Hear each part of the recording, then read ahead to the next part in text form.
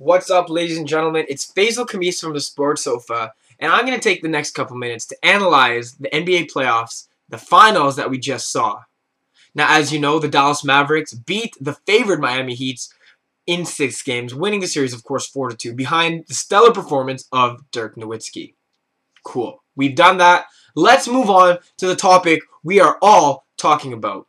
LeBron James. Now, it's unfortunate that, yes, Dallas won this title, and there's so many great storylines there, but we all know that LeBron James' disappearing act in the finals is what everybody needs to know about. So let's talk about it. I mean, how can a guy who's so widely regarded as the best player in the league, one of the most athletic freaks in history of all sports, how could he just cave? How could he just succumb to the moment? How could he just not perform in the fourth quarter? And the answer I give you is maybe he's just not meant for this. You know, people ludicrously compare him to Jordan and saying he's the next Jordan. First of all, that stops now. Even the Pippen comparisons are stupid because Pippen would do anything to win as well. He embraced the sidekick role. He didn't mind being second fiddle to Jordan. And he arguably was the deciding factor in winning those championships alongside Jordan. Now, LeBron, you know, it's really, really hard to criticize a guy who's won 2 MVPs, criticize a guy who's won scoring titles, criticize a guy who took a team of nobodies, led them to 70 wins and a finals, and now this year, you know, doing everything he did in the first 3 rounds of the playoffs, and then doing this. It's hard to criticize this guy.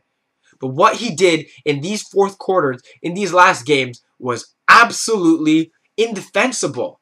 You know, I don't know if he's injured. He's not. I don't know if there's something up in his head. There's not. But I just don't think he's ready to embrace this moment. I don't think he's the type of superstar that has that knack to win like everybody else. You know, case in point, let's look at his post-game, you know, conference, okay? His media conference after the game. He said, and I'm paraphrasing that, you know, the media, the members that have criticized him, you know, they have to wake up tomorrow with the same problems they had yesterday, the same issues that bothered them, while he gets to wake up tomorrow and live his awesome life, his amazing family, and his baskets and baskets of money, and, you know, just, quote-unquote, be awesome. Now, do you think Jordan, after losing a finals, would talk about how amazing his life is? I don't think so. You think Larry Bird would be, you know, thinking about tomorrow after he lost in the finals? I don't think so. You think either of them would come out with Dwayne Wade or their second best player or their best player, you know, next to them at the conference, not willing to embrace this role by themselves? I don't think so. LeBron is not ready to win. He's not in the mentality to win. If you remember the Eastern Conference Finals last year in Boston, you know, he disappeared again. And now when the pressure and the stage was even bigger, he disappeared more. This is a guy who doesn't have his head on straight. Yes, he could lead you to a great regular season when there's no pressure, when there's no media looking at you 24 hours a day, 7 days a week. But when everybody is on him, when the expectations are through the roof, he just caves. He just caves. Even when the reporter yesterday in the media conference asked Dwayne, LeBron, both of you, do you think you guys choked in this series? Immediately LeBron looked at Wade to answer, deferring once again, staying out of the pressure, staying out of the spotlight, when really all the spotlight and all the headlines will be on him. Now, going forward, do I think this Heat team has to tinker? Obviously. We know there's some pieces misses. We know that, you know, with time, they're going to only be better. But you have to believe that, you know, maybe some of these big three are regretting the decision they made. You know, Chris Bosh yesterday in his press conference was very methodical in what he said. You know, he tried so hard to keep his words subdued and not really throw anyone under the bus. But he said, you know, I'm frustrated with my role. Yes, I would like to get the ball more. You know, here's a guy that was on fire for a lot of these finals, and come third and fourth quarters, you know, he's taking less than 4 shots in the second half alone. And that's unexcusable when he's been so efficient on this team. And really, he's the only guy of the big three that's being left alone and not doubled every time he had the ball. You know, LeBron maybe should look at him, and it's hard to say that true. Trust me, as a Chris Bosh hater, as a guy who saw him leave the Toronto Raptors, it's hard to say LeBron should learn from Chris Bosh about heart, but you cannot question, you know, how hard Chris Bosh has played through all the crap that went on this year with him. Yeah, we can laugh at him crying after the game, you know, falling down in the pathway to the locker room, but that just shows to me a little bit of true emotion. LeBron walking away all nonchalant, Dwayne Wade nonchalant. You know, these guys don't care. These guys don't give a damn. They're just not in it to win it. And now we can all look back and laugh at that, you know, preseason celebratory introduction that they had. It's pathetic. It was pathetic then. It's even more pathetic now. And trust me, if these guys again cave next year and the year after, that will actually be an unintentional comedy moment for the rest of sports eternity. Now, let's talk about the good. Dirk Nowitzki. Even in an off game, even in a game where he was 1 for 12 going into halftime, he was the difference. Yes, Jason Terry was unbelievable. There's no doubt that his 17 points at halftime really gave Dallas the confidence they needed, to win the rest of the game. Yes, Sean Marion was unbelievable, reviving the Matrix name, showing that he still got game, and showing that, yeah, he could be a key contributor. Yes, Brian Cardinal's story gives hope to all bald men out there that, yes, even you can win an NBA championship playing some significant minutes. But the real storyline is Dirk Nowitzki. Here's a guy that's often been so overlooked in terms of the game's best players, in terms of the game's elite, when really, he's top 15 in scoring all time in the NBA, and he's going to end up in the top 10 before his career's done. Here's a guy that's won an MVP, made 10 plus All-Star games, and now is an NBA Finals MVP. This is a guy who deserved this ring more than LeBron James right now, and I'm honest with that. This is a guy who's always worked his ass off to play hard and make the team better, and never, ever, ever once complained.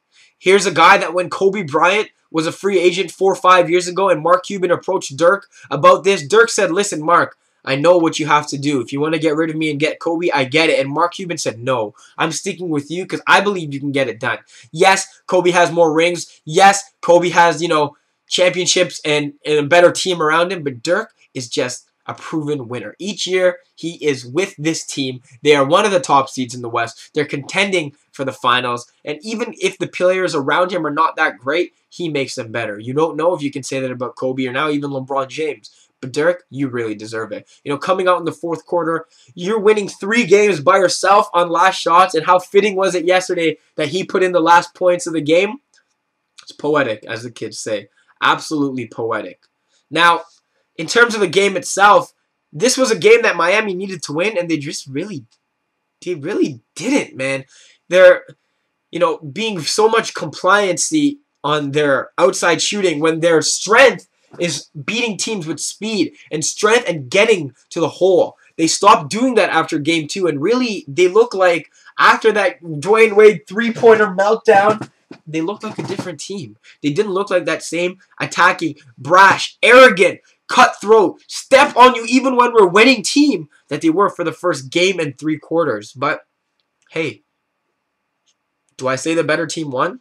Maybe not, but the most deserving team did, and that's usually the bottom line. Now, for Dallas, this is great. This is fantastic. Mark Cuban, we dream of him drunk winning a championship and saying stupid stuff, very much like he did yesterday. But obviously, the offseason stories are going to surround Miami. Unfair, fair, whatever you want to say it. That's the story. Arguably one of the most hated teams in NBA history could have just thrown a huge FU to the league, a middle finger to the league by winning this year. And then the talks of 6, 7, 8 championships maybe would have been realistic. But the fact that they lost, the fact that they crumbled, the fact that they arguably choked, well, we're going to talk about this all season. Especially, if there's a lockout, when there's nothing else to talk about, people are just going to be on LeBron, be on Dwayne Wade, unfairly maybe be on Chris Bosh, Mike Miller, who didn't really play very well. And the lack of size, the lack of point guard. There are so many questions left with this team, it's hard to imagine, this is going to stop next year. And it's hard to wait 1 year to see if the Heat are going to be back in this position.